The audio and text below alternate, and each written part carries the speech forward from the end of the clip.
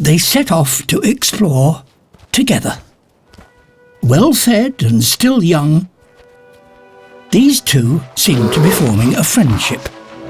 She shows off the swimming skills that enable her to move with ease between water and ice.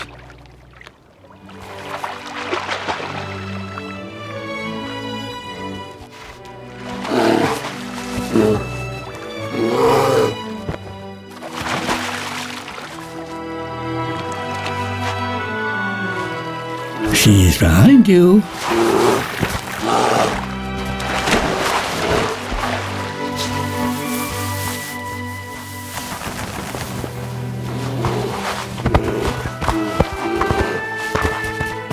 Dancing on ice.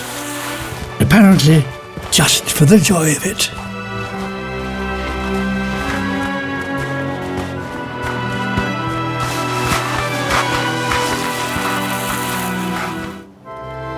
After 3 hours together, they part company and return once again to their solitary lives.